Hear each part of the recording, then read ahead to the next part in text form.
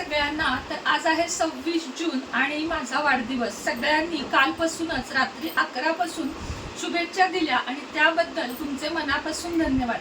तर चला आजच्या ब्लॉगला सुरुवात करते. छान अशी साडी वेअर केली आहे, म्हणजे अगदी सिंपल कॉटन. मला आता साड्या अशा आवडतात आणि ब्लाऊज शिवून नव्हता म्हणून फक्त मी हा तयार ब्लाऊज घातलाय आणि आता निघाली आहे महालक्ष्मीला. महालक्ष्मीच्या इथं माझी एक छान मैत्रीण येत आहे, तर तिलाही मी भेटणार आहे. मात्र ओवी आज आजारी आहे, त्यामुळे मी जास्त वेळ नाही, तिच्यापाशी अर्धा पाऊण तासच जाणार आहे आणि आल्यानंतर छानपैकी मग घरात सेलिब्रेशन संध्याकाळी करणार आहे.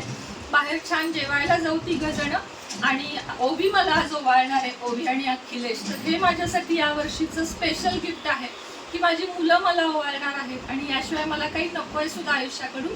तर चला तुम्हाला आता महालक्ष्मी मंदिरात भेटते.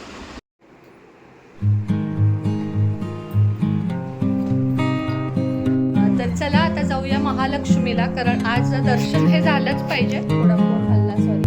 आज दर्शन झालंच पाहिजे, कारण आपण कोल्हापूरमध्ये राहून महालक्ष्मीला बघायचं नाही असं होऊ शकत नाही.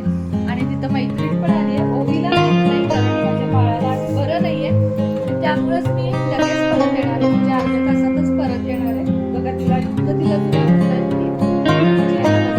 माझं मनच नाहीये, पण 10-15 मिनिट दर्शन घेऊन येणार. हॅपी बर्थडे कलम कलम बघू, एक बघू, एक बघू. ये हॅपी बर्थडे कर, हॅपी बर्थडे कर. केलं हॅपी बर्थडे. थँक्यू थँक्यू बाळा, थँक्यू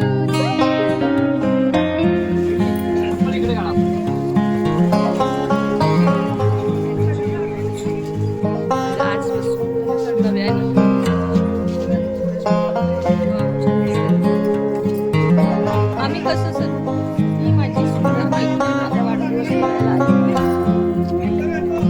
काय करा. तर चला आता आपण दर्शन छान असं, फारशी गर्दी पण नाही आहे. चला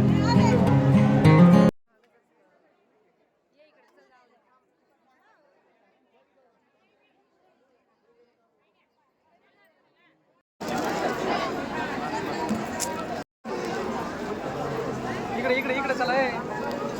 इकडे बघा पटकन.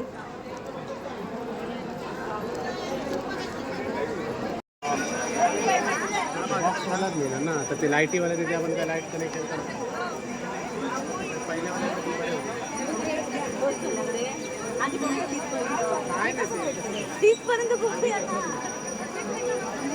अजून काय चांगलं असेल मग एकदा घेतलं की मग वाटतं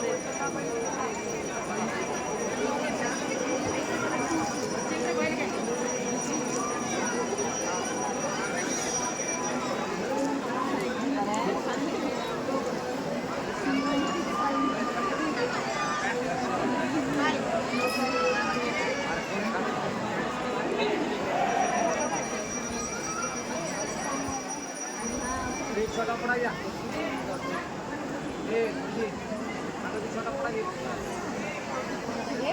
चॉकलेटी घेऊ. हो ते चांगलं. आणि हळद हळद घेऊ घेऊ काय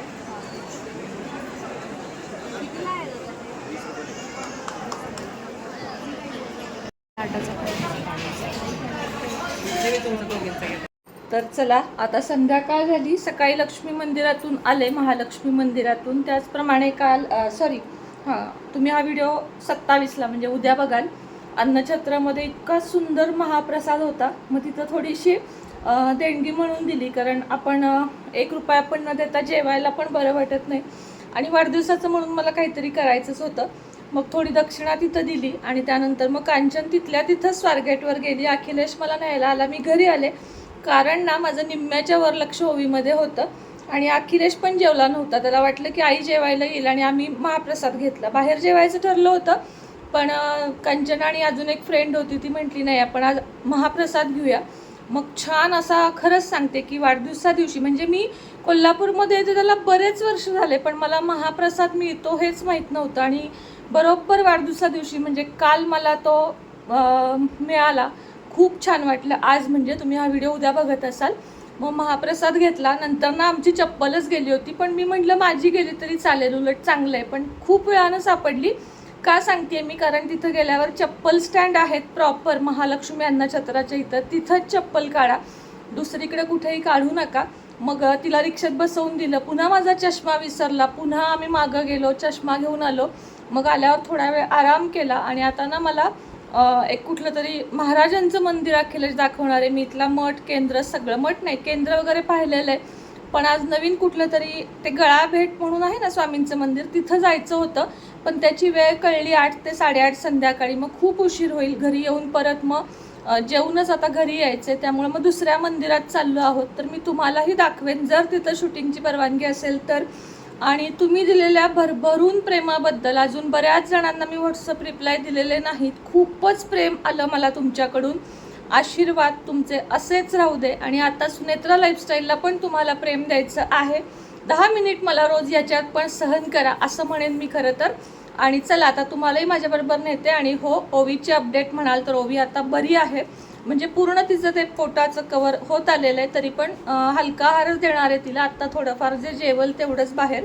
आज दिवसभर तिला मुगाच्या डाळीचं वरण भात एवढंच जेवण दिलं, त्यामुळे तिचं पोट छान असं रिकामं झालं.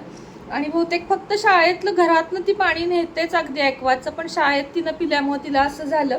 नाहीतर आम्ही बाहेरचं गेले खूप, 2 महिने होऊन गेले, काहीही असं जास्त काही खाल्लेलं नाही आहे. तर चला, तेवढं होतच राहतं. आता तुम्हाला भेटते मी महाराजांना गेल्यावर. चला. जवळजवळ घरापासून 1 तासाच्या अंतरावर हे मंदिर होतं. आम्ही मॅप लावूनच गेलो होतो. प्रज्ञापुरी असं या मंदिराचं, म्हणजे स्वामी समर्थ मंदिरांचं, आपल्या महाराजांच्या मंदिरांचं नाव आहे, मंदिराचं नाव सॉरी. आणि तिथं गेले ना तर काय नशीब असेल बघा, सकाळी महाप्रसाद, संध्याकाळी आरती. इतकं प्रसन्न वाटलं मला की महाराजांकडे बघून ना मनामध्ये जे काही विचार असतील ना त्याचा पार, म्हणजे काय होतं सांगू का, महाराजांच्या पुढे गेलं ना की काही मागायचं आहे किंवा माझ्या आयुष्यात कशाची कमी आहे, मला काय हवं आहे हे विसरायला होतं. आणि फक्त महाराजांकडे बघत बसावं वाटतं. आणि महाराजांच्या मंदिरामध्ये जी काही शांतता असते ते आपल्याला घ्यावंसं वाटतं.